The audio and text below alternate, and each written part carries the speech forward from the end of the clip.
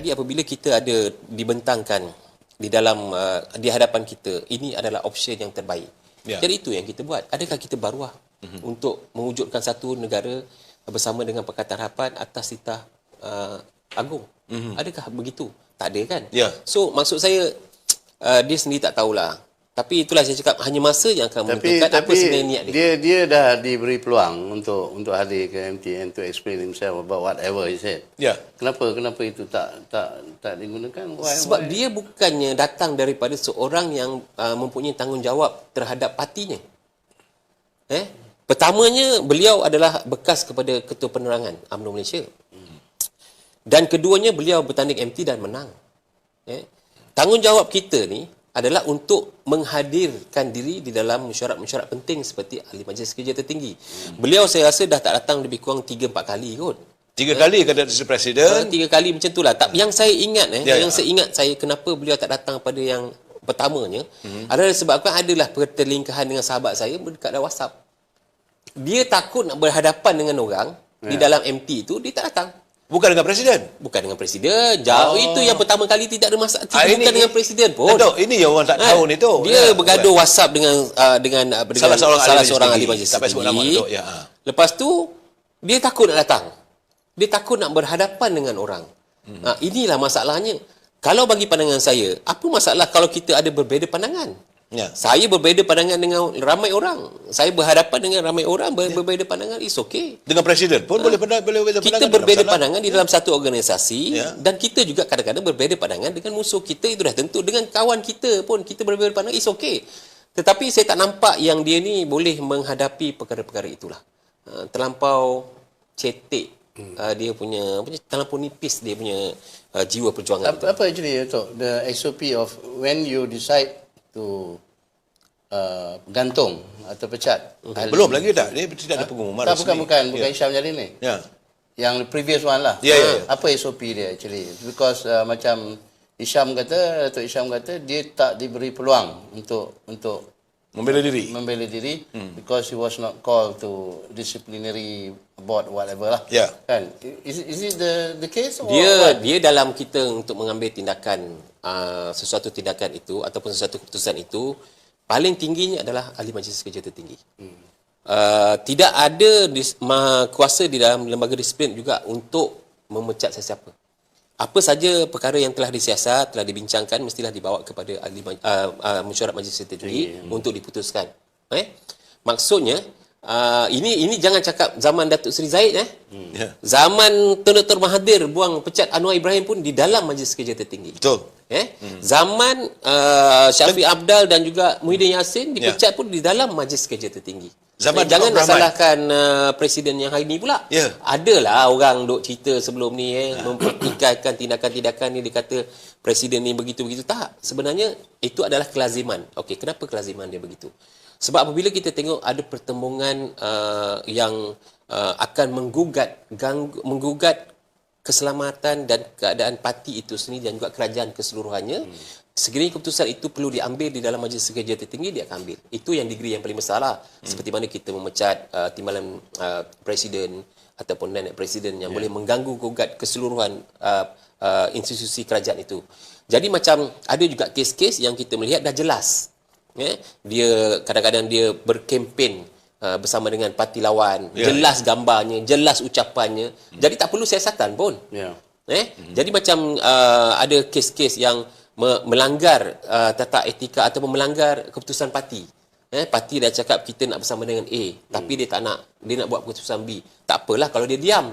Sebab itu adalah keputusan kita di dalam mesyuarat. Dia diam tak ada masalah. Tapi kalau dia bercakap dekat luar, dengan jelas-jelas dia bercakap ini adalah tidak sama, ini selagi mana kita bersama dengan mereka, kita tidak akan saya tidak akan hadir sebegitu rupa. So kita jelas dengan apa tingkah lakunya dan kita boleh ambil tindakan di dalam Majlis Kerja Tertinggi. Apabila semua ataupun majoritinya di dalam Majlis Tertinggi itu bersetuju untuk tindakan itu diambil, maka tindakan itu boleh diambil. Maksudnya effective immediately. Effective immediately. Okey. Tak banyak pelan. Jelas Jelas. Jangan salahkan, dia tidak ada kena-mengena dengan, sebab saya dengar dekat luar ni. Sebab ialah masalah masa krisis kita dulu, masa 5 tahun dulu tu. Dorang ni apabila kita tak bercakap kat luar, ada puak-puak yang kononnya mengatakan bahawasanya Presiden mengambil sikap diktator. Tak. Segala-galanya dibincang oleh semua ahli majlis kerja tertinggi itu. What? Ya. Let's start. Apa ni yang paling panas? Yang the latest one mengenai pemecatan Hisham Jalil. Mana tahu pecat? Ha?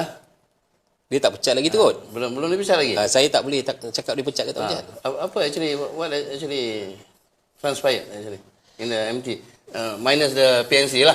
Saya tak menyatakan bahawasanya keputusan-keputusan yang telah diambil lah. Cuma saya nak ceritakan tentang berkenaan dengan tata cara disiplin kita menyertai sesuatu parti atau mana-mana organisasi.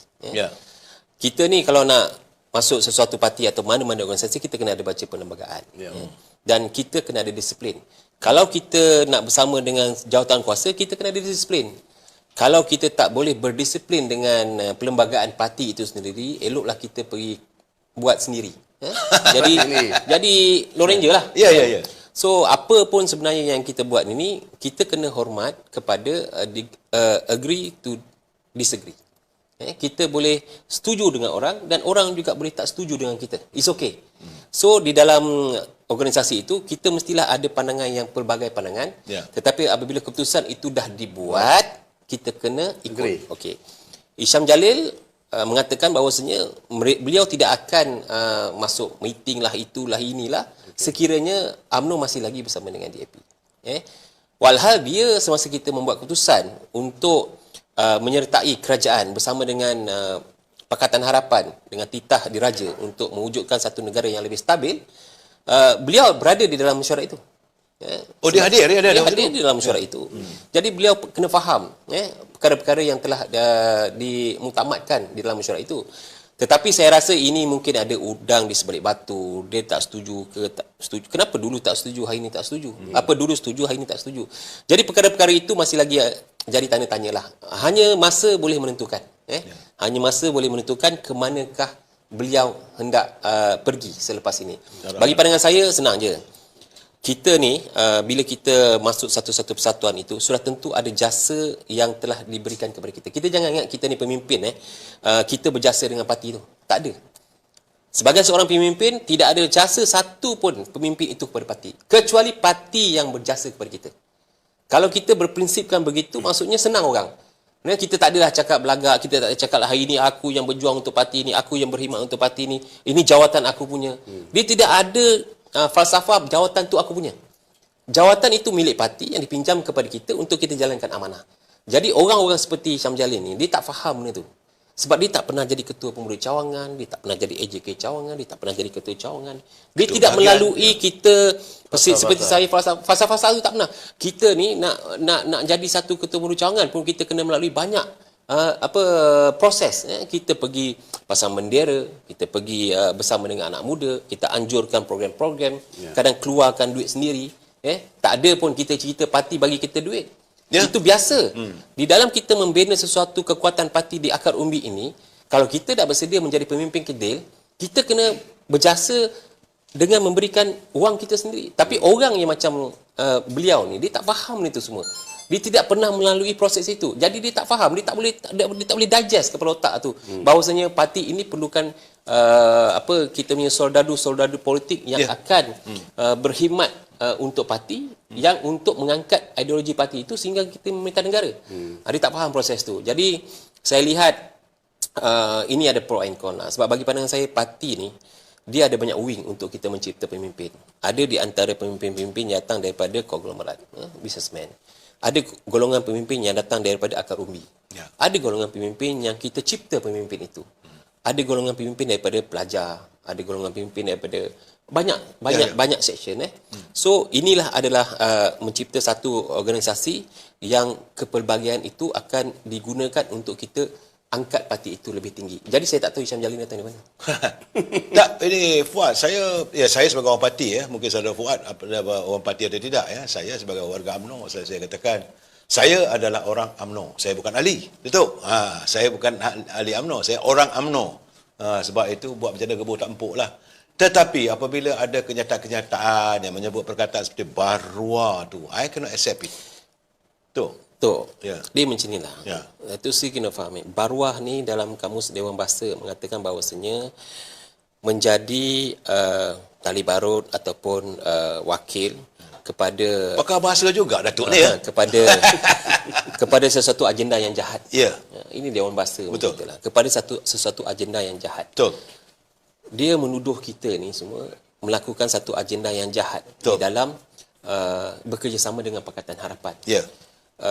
Itu adalah satu ayat yang cukup keras. Saya rasa dia pun tak faham Betul. apa maksud baruah tu.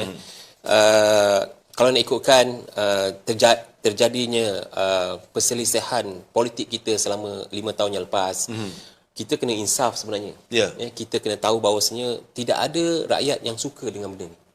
Tidak ada yang boleh kita majukan negara ini dengan keputusan-keputusan yang politik sepanjang 5 tahun yang lepas. Ya.